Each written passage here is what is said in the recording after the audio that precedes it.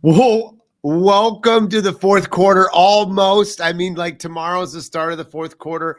I can't believe it. If you're with me, this year has flown by. It's definitely had some challenges. It's definitely had some cool wins, but man, has it gone fast. And here we are in the fourth quarter. I'm talking about 26. I'm planning about 26. I'm thinking about everything that I was good at, bad at, weak at, need to improve, asking people's opinions. Like I'm all about creating this 26. And so I'm getting pretty pumped. I know we got some cool things, but before all of that, what's really neat is my next guest. So to say that I've watched him grow would be an understatement.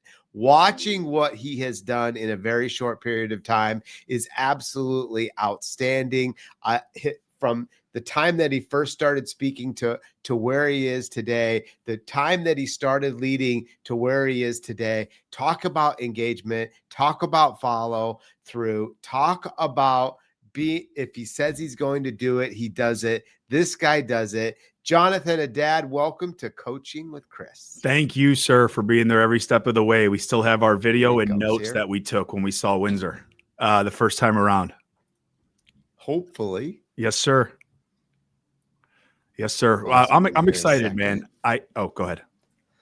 Well, while we're waiting for, there he is. Oh my gosh, I didn't think you were going to get in, but here you are. Jonathon, welcome to Coaching with Chris. Yes, sir. Thank you for having us. I appreciate you. Still have the notes. I don't know if you heard me before, but it looks like we had a little delay on our side, my friend. But no, I appreciate the kind words. You know how I am. Just put the head down, keep working. I try to avoid drama, but unfortunately in this role, drama follows you. You just got to keep that head down and keep pressing forward, my friend. Yeah. I mean, I giggle about drama. I mean, drama always comes into our lives. I don't care who you are. Everybody's going to have their share of drama. I try to keep it at a minimum. I try not to let it bother me. I feel like I'm not totally insecure, but there are moments in time where I do get a little insecure. Me too. and maybe it was because in middle school, a senior put me in a locker, and that really, that scarred me for life. But, I've always been a fighter, but I like to fight fair. And I feel like, you're going to stand up for who's right. You're going to stand up for what you believe in. And I actually appreciate that. Welcome to our trauma session, by the way. This is him and I just going back and forth talking about healing. Right. No, but I agree, though. 100%. You just, especially, look, like at your level, I know people don't always go into it, but I've gone through your day. You really don't have time. Like you really don't, because there's so many people at your company counting on you that if you're spending time focused on, I'm just going to call it BS for lack of better words, then your people are looking at you going like, yo, we still got business to do. And you're sitting there doing whatever the hell it is. Like this isn't helping us. So there's a lot that goes into it. And I agree with you 100%. I mean, even if you're a loan officer listening to this and you're running a team and you're off, right? Like there's times where we're off. It is amazing how much it affects your team and then they become off. Or when the team goes to you, we're scared, we're freaked out. Are you okay? Oh my God. And I'm like, am I wearing it that bad? And two is that, am I affecting you? And the answers are yes and yes. And then I got to get my shit straight. And that happens. I'm sure it happens to you too. All the time, man. All the time. And then just wisdom helps you realize that you're not, when you're younger, for me, it's like, oh, they don't notice. Like they'll be fine. Oh, my team doesn't know. They know. They know so well. And then the wisdom is what you said. Okay, am I wearing it the wrong way? Am I really showing it as opposed to just deflecting it? That right there is the biggest difference. Yeah.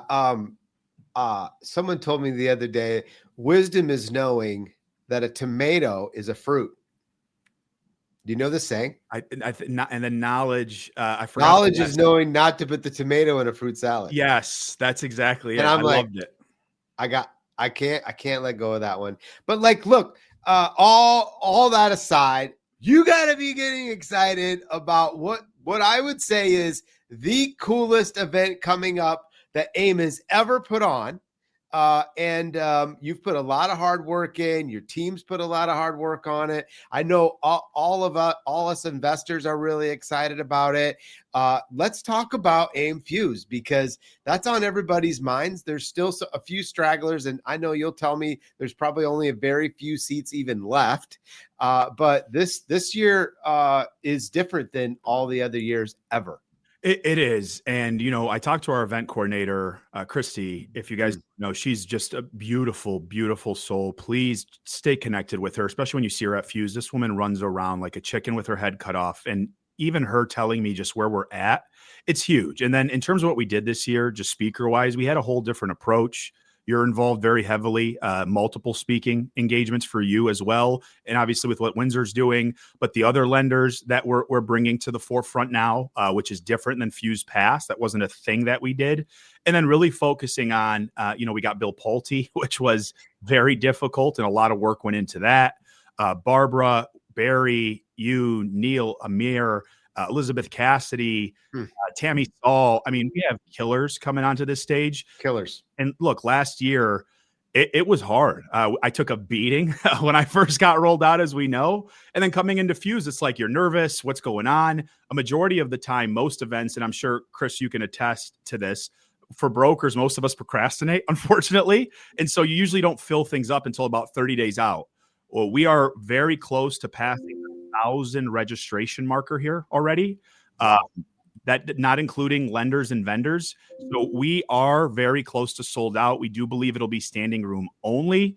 And the biggest vibe, Chris, is just last year, people would reach out to me and say like free tickets. And I was like, no, why would I do free tickets?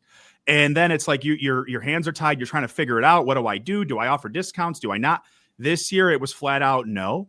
Here's our line in the sand. We're here to help you close more loans. And the community has returned the favor tenfold. And so we are excited. We do want to be the biggest event. There's a lot of events that people can pick from. We would be grateful. Would love to have you there. If you haven't claimed your ticket, claim it now, because once it's standing room only, it's standing room only. There's nothing that we can do about it. Yeah. And I think that when I pay for an event, I have a better event. When it's a free event, I treat it like a free event. And so it already starts with your mindset as you get to the event, right? Like, if I pay and I invest, I'm freaking coming home with the goods that I can bring back. And that's the trick of any event. How good are you to go to an event and get something, implement it, and bring it home to do it? I agree. And you got if you can't get a year's worth of material out of this event, there's something wrong with you. You either came with the wrong intentions or you just missed the boat. But like, this is going to be with the speakers and the lineup that you have, could be the event of the year. We hope so. And we believe we're doing all the right things for it. And look, Chris, the thing for me is this, and you know this feeling. Even our breakout rooms and the sessions, we were so focused on sales. Yes, of course, AI, we know that's important. We know there's other pieces of it that are important. But y'all, like, we want people giving you information that know the feeling of denying out a loan a day before closing. It hurts. And you've had to experience it to understand what it's like to be a loan officer. I do it every single day still, leading the sales floor. It's right outside my office door right now. But a lot of people, we're bringing that back. People need to know. And so when people are presenting and giving this tangible information, I want them to know that feeling. I want them to feel that pain. The stories that you've told me, the pains that you had to go through, the pains that you dealt with. If you didn't experience it, it'd be harder for you to give the advice that you give. And so that was our approach when it came to picking speakers, when it came to the event, when it came to what we put together. What is the focus? Does this help you close more loans or does it not? If the answer is no, we tried to adjust and move along accordingly. That's cool. And I love it that you designed an event over that thought process. Yes, sir. I mean, by the way, it is stinking hard to fill out an event, especially in today's times in the mortgage industry. There's so many, dude. There's so many. And there's lots of choices and good choices. Yes. And yes. So congratulations to you and your team. You're this close from getting this event. I know this week it's just going to be gone. So don't hold up. You got to get it this week. It's just going to sell out, and then you're going to miss out. And the fear of missing out is the worst. It's the worst fear of all. So don't have that fear. Just fix it yourself. Go get your ticket, get it done, get it booked. And then you're going to leave and you're going to go, I'm glad I went to that event. I promise you, I'm going to be front row of listening, just because these are, I go all over. You don't get to listen to speakers like this. Mm-hmm. Wait for our launch on Friday, Chris. This is a sneak peek. You'll be invited, obviously. But our launch on Friday, if you don't have a VIP ticket before Fuse, I would highly recommend, if you've thought about it, to get it before Fuse. You will know why on Friday. So if you want to wait till Friday, you can. But Chris, like, personal development is all of 2026. Oh, that's it. Personal development. Just think about it. Keep it in the back of your head and be ready for what we're launching on Friday. You guys are going to love it. Can't wait. So everybody stay tuned. So let's get to loan officer stuff. I mean, this is coaching with Chris. We got to do some coaching. And I know that you have been working on this. This is something that you've been working on putting together for a bit. And now you've really got this dialed in. So Caitlin, cue this up for us as Jonathan starts into this, the loan officer client strategy. I'm excited. I've never got to see this yet. I got a little bit of sneak peek a couple minutes before, but Jonathan, first of all, like, what drove you to putting something like this together in the first place? So now we're transitioning y'all to sales. I really enjoyed the therapy session. However, it's important to transition into sales. So I've been working with, so I do sphere of influence, self-generated business. And then I also have direct to consumer. We got acquired by NerdWallet about a year ago. Shout out to Chris, who gave me advice on my deal, just so you all know on here. I appreciate you for that. It has served me very well, my friend. Thank you. Good. But with that said, that transition over to NerdWallet, I spent my time at Quicken Loans back in the day, direct to consumer. I have just seen and been a part of probably close to 10,000 or more loans. My team of 13 people, we did $1.3 billion a year for 3 straight years, just working chat, talking to clients via text. So I've seen a lot of different consumers from all 50 states. And now on the NerdWallet side of things, there's different opportunities. And then I have and grow our self-generated business. And so for me, understanding the client is very important because it gives you a framework as a loan officer. So What I've done is I've boiled this down to 3 types of clients, and you're going to understand the feeling of this. And I just want to put yourself back to when you first started as a loan officer. So there are 3 types of clients.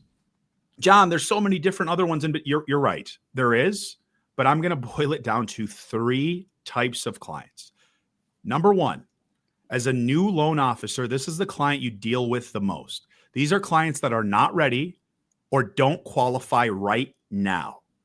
And what you find yourself doing is spending a lot of time on the phone with these clients. Number 2, these are your clients that are first-time home buyers. They get a co-borrower on the loan sometimes. Sometimes DTI is tight, and then everything else in between, right? Like, it works. It's very close. If you sneeze, the loan might go one direction or another. Sometimes getting the AE findings isn't always the best. You might lose AE findings and final sign-off. Y'all know the stress. Oh, yeah. And then your third client is your sophisticated buyer.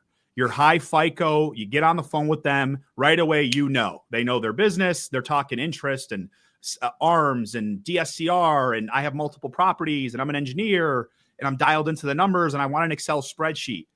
These are clients, high FICO, sophisticated buyers. They generally have money put aside. They're doing more than 3.5%, 5% down. And they have a strategy and a game plan as to why they're buying. They will even tell you sometimes, I'll live here 3-4 years, and then my family's going to move. So I believe you build yourself up to be the consummate professional in order to work with all 3 types of these clients.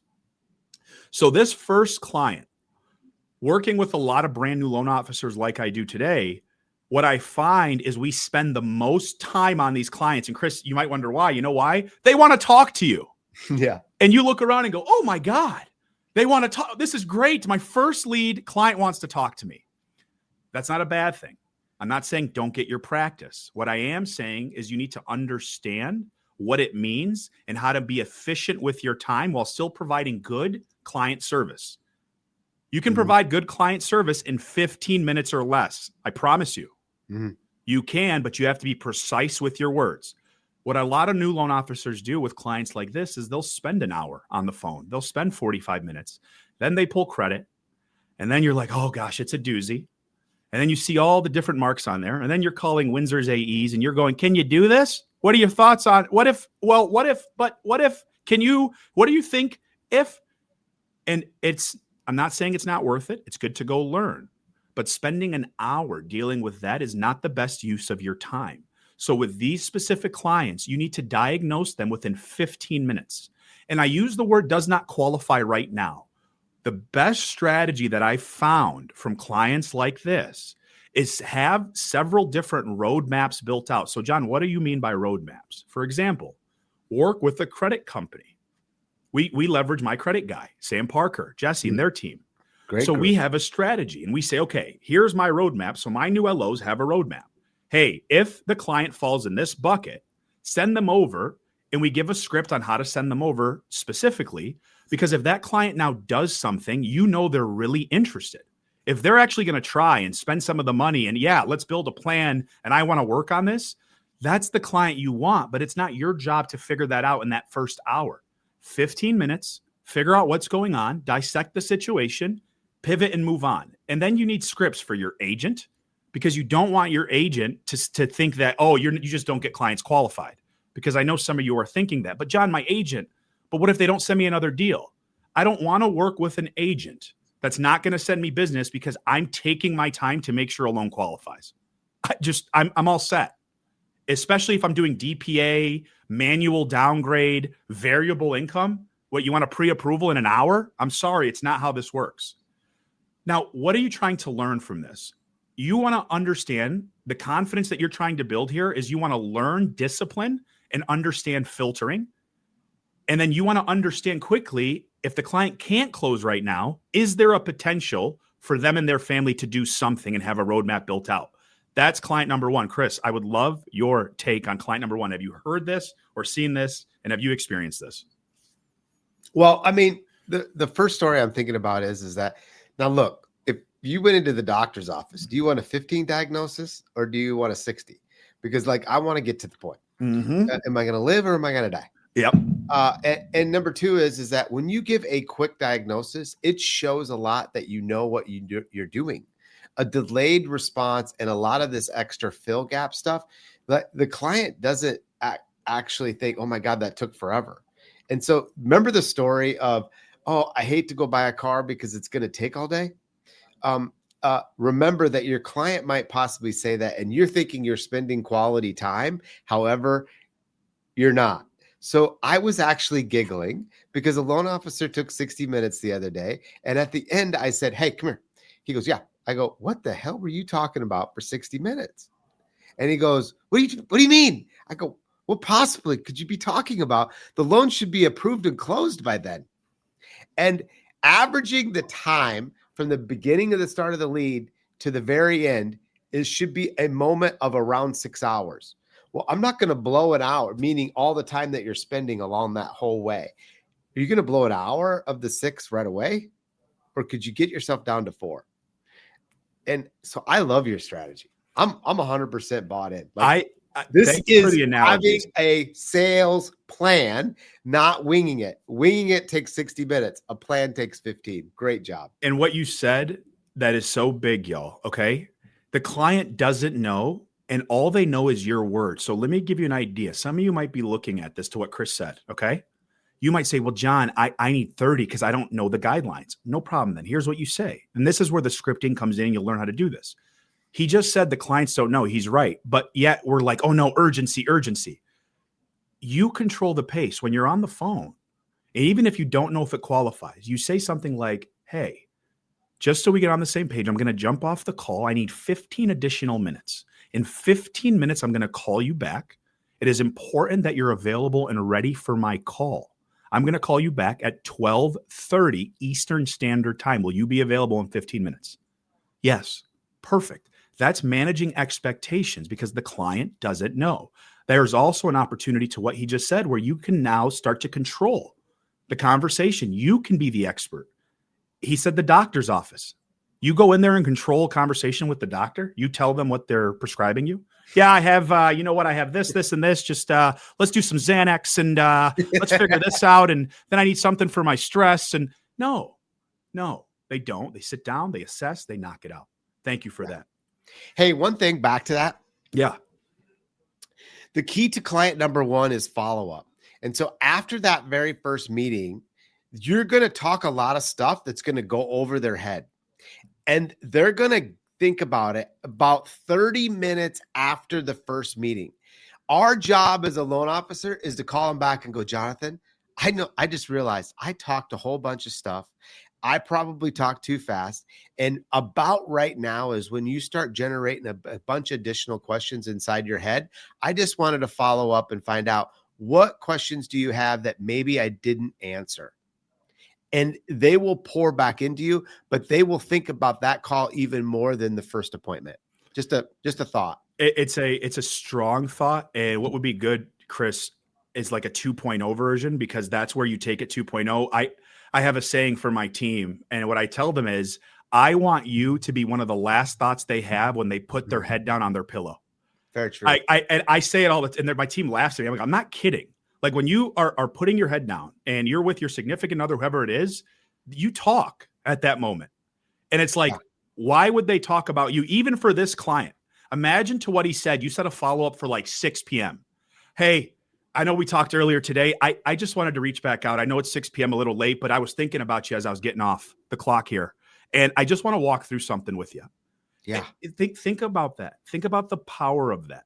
Now you're spending 20 minutes. And if that client is a client that's going to buy, and they are a client that's going to do the credit repair, where do you think they're going back to? If that's how you're setting yourself up. I love that 2.0 play. So this is one, and you guys will get a PDF, a QR code that you can download this PDF. But this is just one example of a script. There's many different opportunities within a call in order for you to implement scripting. That's a whole different conversation, but I'm going to give you an example of this specific client. Some people, when you first start, loan officers, John, how do I professionally decline a client? I'm uncomfortable. I've never done that before. Well, I'm going to tell you, I guess, I don't care, bad example, but I'm telling you anyway.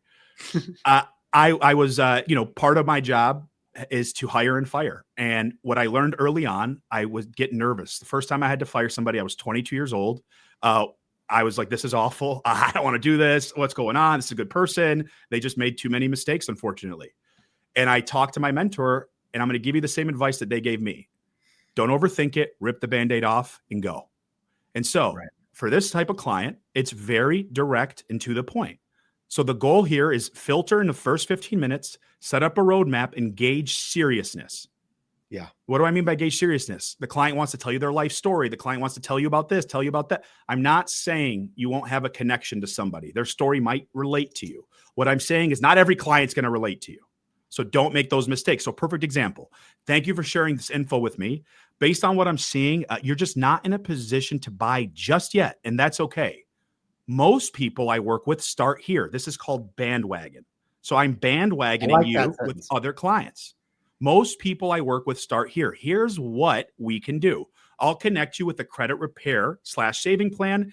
And if you follow it, we're going to check in within 90 days. That way, when you're ready, we can move fast. Does that sound like a plan? Now, y'all, I gave you a simple script. You can take this further. I highly recommend having a pedestal sale for the person you connect them with. So if you use a credit repair company, hey, I love working with this person because they work with clients just like you. And there's so many of them. So I don't want you to feel defeated. One of the biggest steps for financial homeownership, and one of the most difficult steps, is the application up front. I don't want you to think this decline right now means it's something you can't do in the future. So let's get you on the right path. But this is one example of that script. Rip the Band-Aid off and have a roadmap for them. John, where do I start in the roadmap? Right here is where you start in the roadmap. Yeah. Also, a little fun twist is to send a handwritten card after this with ice cream, because ice cream makes everything better. And then you're so excited to be able to work with them in the next 90 days to get them into their house. It's just a fun thing. It is. It's the two, but that's 2.0. That's exactly 2.0. So now you start adding to this. Exactly what Chris is saying. figure out the first part. The 2.0 part's beautiful because you all know the clients that are borderline. We've had clients too where you're so close and it's like, I don't want them to do DPA because it doesn't make sense for them. As I build it out and I look at the interest paid and I see that they can save money. And sometimes I challenge my clients. Hey, let me challenge you to save some money because y'all, I own multiple homes. It's expensive. If a roof goes out, God forbid, my air conditioning unit, anything happens. I talk to my consumers about that stuff. So set yourself up for success. Yeah, love it. Number 2. All right. Now, these clients are the clients most of us are dealing with right now. And I already know Windsor's dealing with this too because we use them and we're calling our AEs. These are the clients, y'all, where, okay, we have AE findings. You're 95% LTV, 97 LTV, 96.5 if it's FHA. Everything looks great. And then all of a sudden you lose AE findings and process. You're like, what is going on right now? How do I fix this? There's a lot of panic here. These are a lot of first-time home buyers. They'll have co-borrowers on there. And it's just everything else in between. These are a majority of clients that you're talking to. There's a level of sophistication to each client, and that's not a bad thing. I'm first generation Middle Eastern, okay? Talking to my dad and my mom about a house and interest, they don't know nearly as much as I do. They never were taught that. So there's nothing wrong with that. I just happened to get into mortgages and learned a lot about it. So just understand that's okay. So with these clients, this is very important here. You're positioning yourself as the educator. Over communicate and set expectations. I assume nothing ever makes sense. And here's what I mean by that. I take this so deep. Hey, the reason I believe a higher interest rates makes more sense for you is to ensure that your cash to close is a little bit less. And that's why I pick this specific rate for you and your family. Does that make sense? Client says, yep. So can you do me a favor? Can you let me know why it makes sense for you and your family? I take it a step further. Well, it's all right. I didn't do a good job explaining it. Let's take a step back. Grab that pen and paper for me and let me make sure I walk you through it.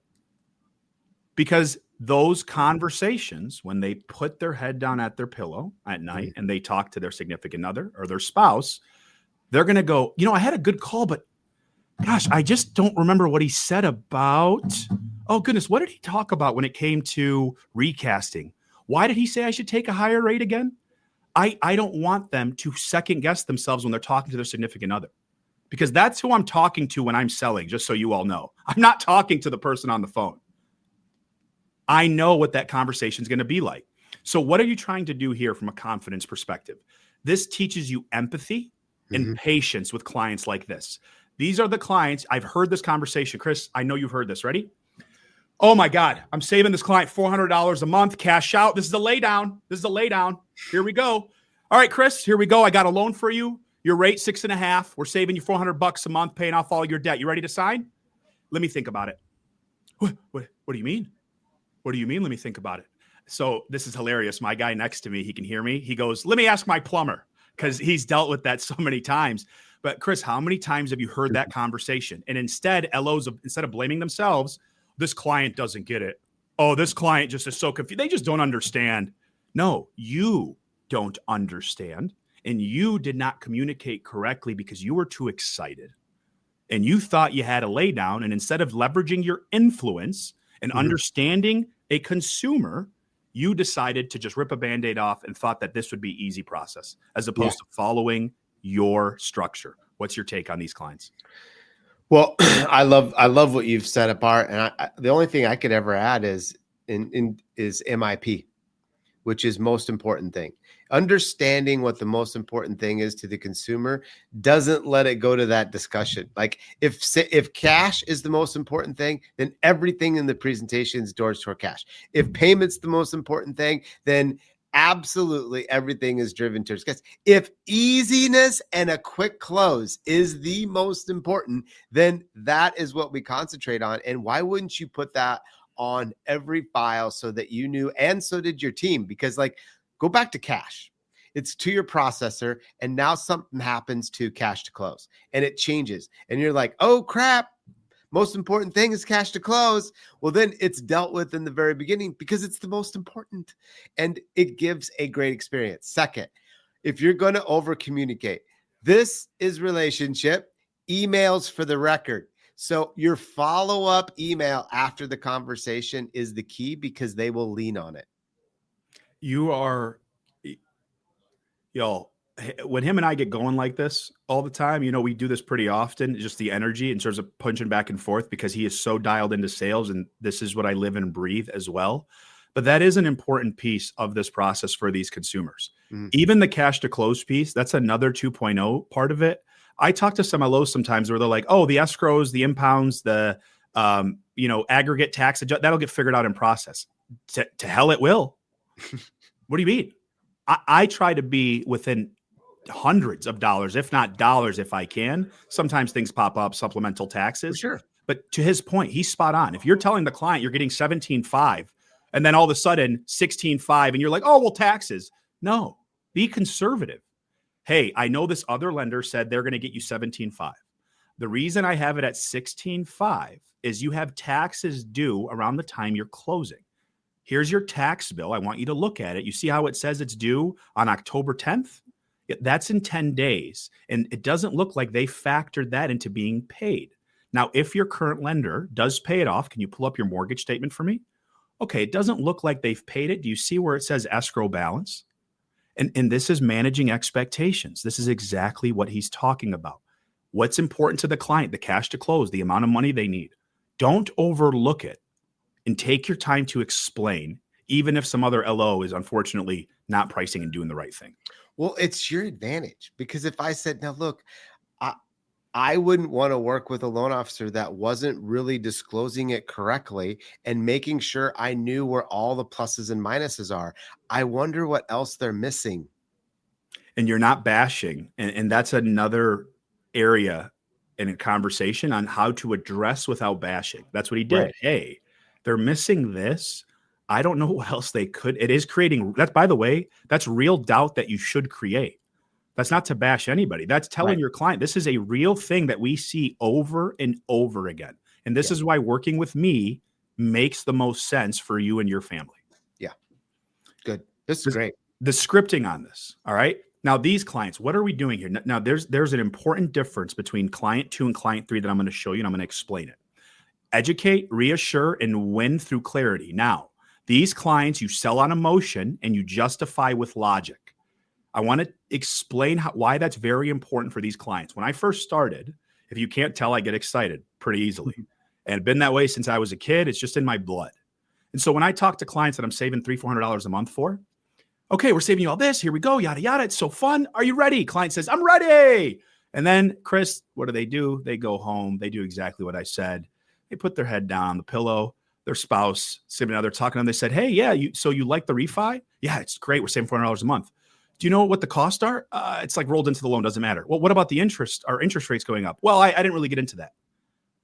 And then they ask more questions. The next day, they're like, oh, man, I don't know all of that stuff. Why didn't Hey, John, we're going to wait just a couple days. Let me just vet this out and make sure it's what my wife and I want to do. Right. Oh, but I'm saving you for. No. And instead, you sell on emotion. No problem. You get them excited. And then you say, okay, Chris, excuse me. I was just so excited by how much money we're saving you. This is going to be life-changing. But I want to take a step back to make sure that you, your spouse, and your entire family is on the same page. Obviously, your interest rate is going up about 0.5 percentage point, but I want to talk about effective interest for a second. Now, these 3 cards that we're paying off, it looks like the first card's at 22%, the second one's at 35%, and the third one's at about 18%.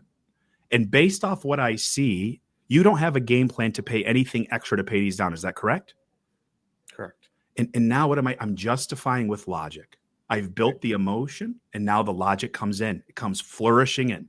And I don't let a stone unturned. I don't let one go unturned because you will lose. Why? Because you might have another LO as well that calls and says, well, why would you do that? And then now you can, that client is equipped with so much confidence and information that you gave them where they're like, no, I'm good to go. Here's why I would do that. He already went over that with me. Right. So a perfect script for this, just one example. There's so many different ones, but this is a confidence booster. And by the way, I have one more thing on this that drives me crazy, but I'm going to explain it. So congratulations, you qualify. Now I want to set clear expectations. Because we're working with tighter numbers, things like appraisals, seller concessions, and paperwork need to be handled carefully. My role is to walk you through each step, explain it in plain English, and make sure you're never guessing what comes next. When we close, you'll be 100% confident in what you're signing. How does that sound to you?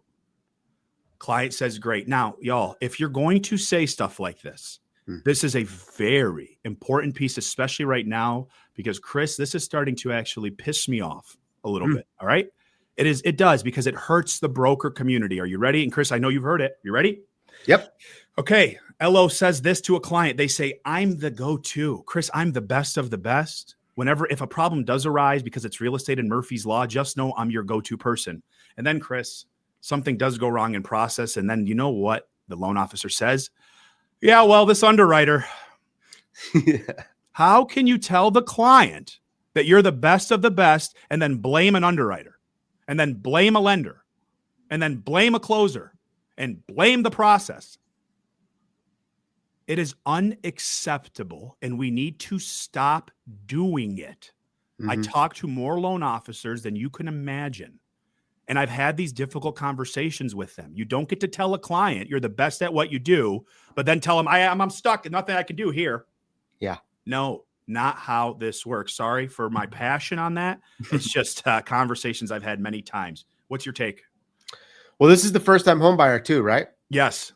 So one thing is, don't forget to celebrate. Like Yes. in the very first word that he put in that Jonathon put in the script is congratulations. So sending a balloon that says congratulations with a box of chocolates, extra string on the balloon.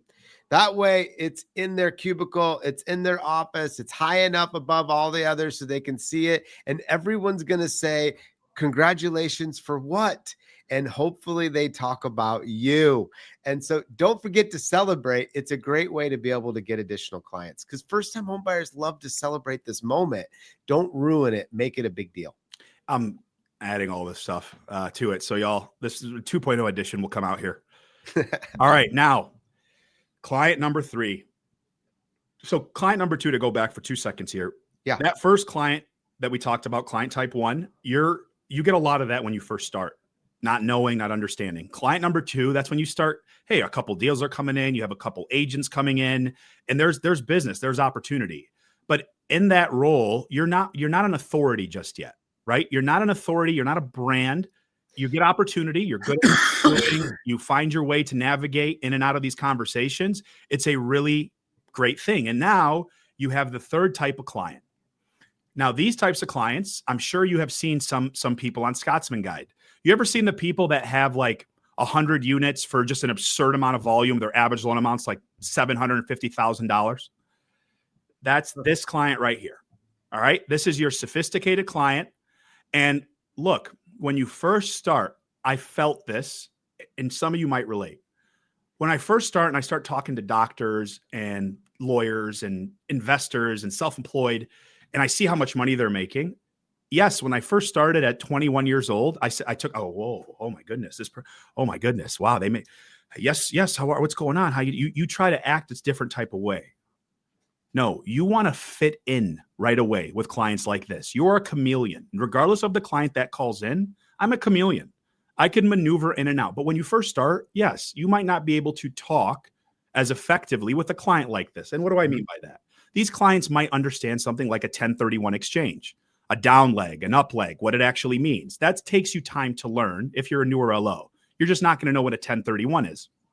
One recommendation I do have, this is just a side note, find a commercial lender, commercial real estate, and just go ask and shadow them for a day. Just ask them questions, ask about 1031s.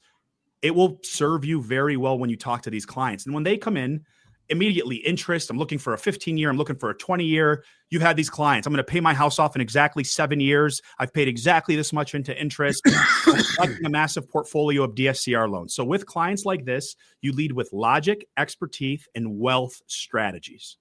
Wealth.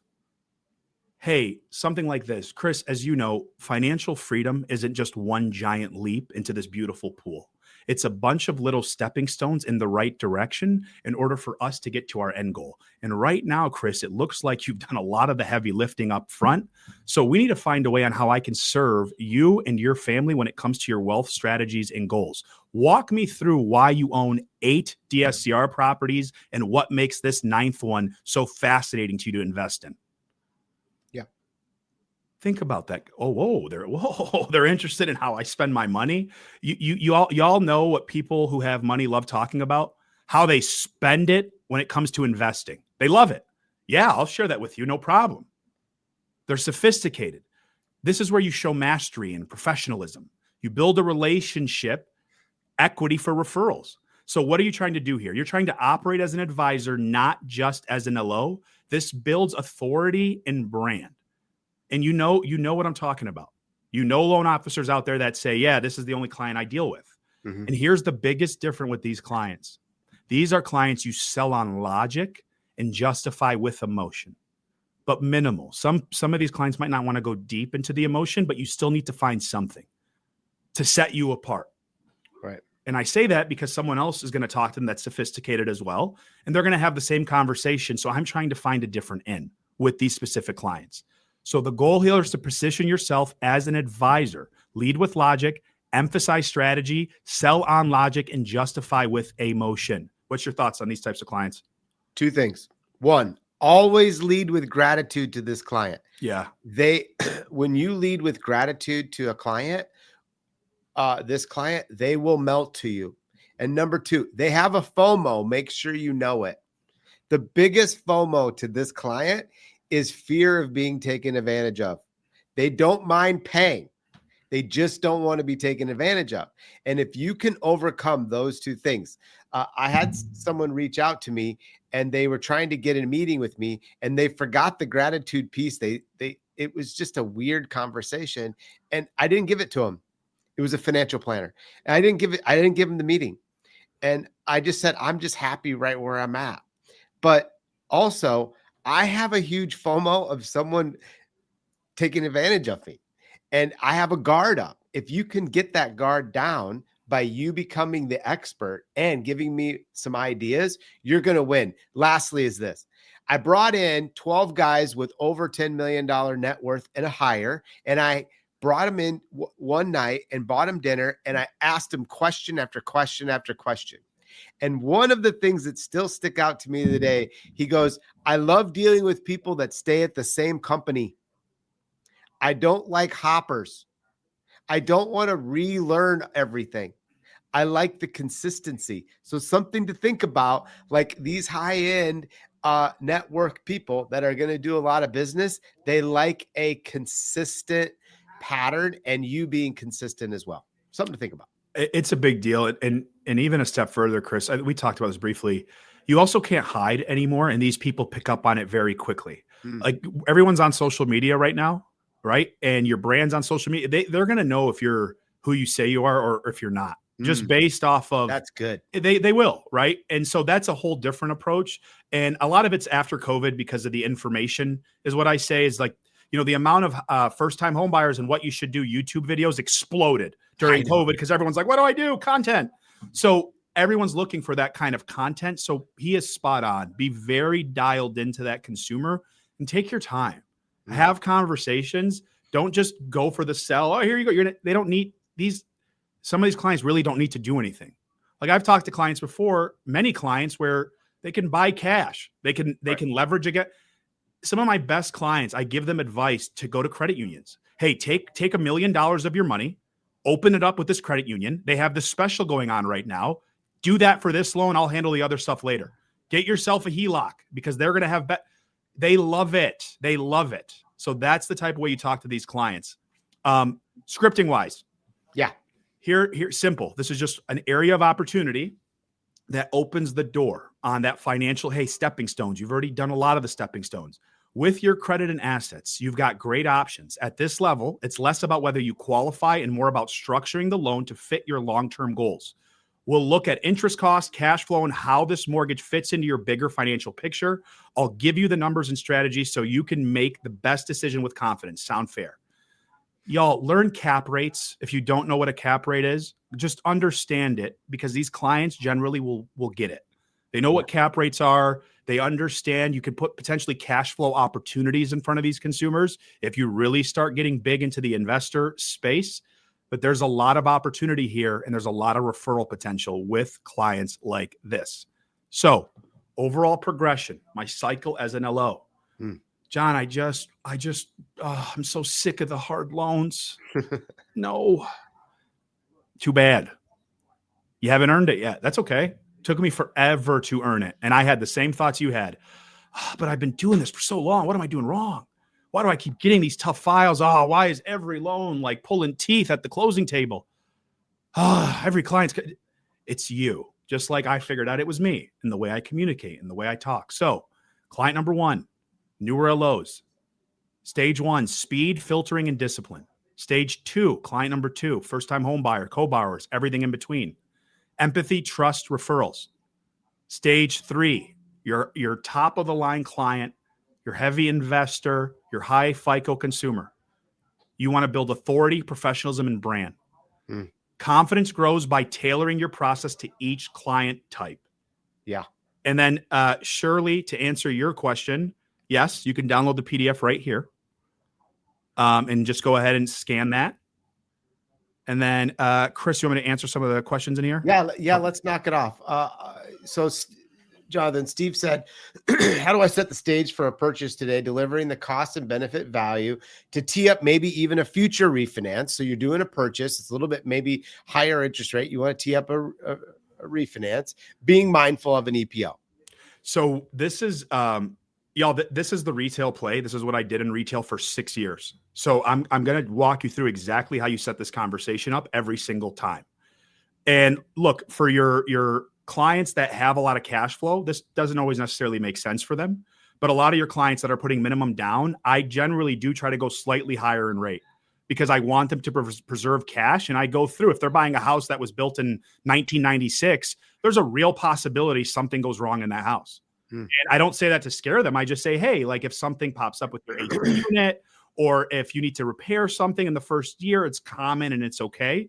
So I want to preserve your cash. So how do I set that up, Steve? Really simple. So the first thing that I do is I say, on average, do you know how long most consumers spend in their first mortgage? And they say, well, no, not really. So most consumers spend roughly 4 to 7 years in their first specific mortgage. Now, for you, that doesn't always make the most sense, and I want to explain why. Do you know what happens when you get into a 30-year fixed mortgage? Client says, well, yeah, I'm 30-year fixed mortgage. You know, I apologize. Let me reframe the way I asked that question. When it comes to a 30-year fixed mortgage, I told you your payment is going to be $1,000 a month, correct? Yep. So that payment will be $1,000 for 30 years. The only difference is the way you pay interest. With mortgages, you pay a majority and a bulk of the interest up front. So right now, each payment that you make, most of it will go towards interest, because rates are slightly more elevated than they've been in the past. Does that make sense, Mr. and Mrs. Client? Yeah, that makes sense. So it's incredibly important to set yourself up properly, that when you pay the balance down accordingly, that you have the opportunity to reset the amortization and the amount of money that's going towards principal and going towards interest. And a lower interest rate allows you to do that. Plus, what I do for a lot of my clients is, if there is an opportunity to save you money, I put together a recommendation on how making your same payment today and applying the savings to your new loan on how it can help you pay the home off faster. Would you like me to put you and sign you up for this program? It's only exclusive. It's exclusive to me, but we'll check in every 6 months with a financial review to see if a refinance makes sense for you and your family. Would you like me to sign you up for it? Oh, okay. So you're signing them up. Always. And then here's where I take it a step further, Steve. This is what we did, and it worked like a charm. While I'm on the phone, the client's going to say, yes, I would love to sign me up for that.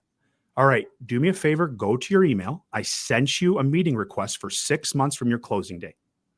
I need you to accept it and let me know when you accept it. I'll see it on my end. I'm getting the client to accept it right away, and I have an entire frame built out for the consumer. I have my application link in there. I can actually send you guys the frame on my email that I use. Generally, the clients will fill it out prior to even me talking to them, because it pops up on their calendar. But then I have a guaranteed follow-up. The client knows why I'm calling. It is very specific.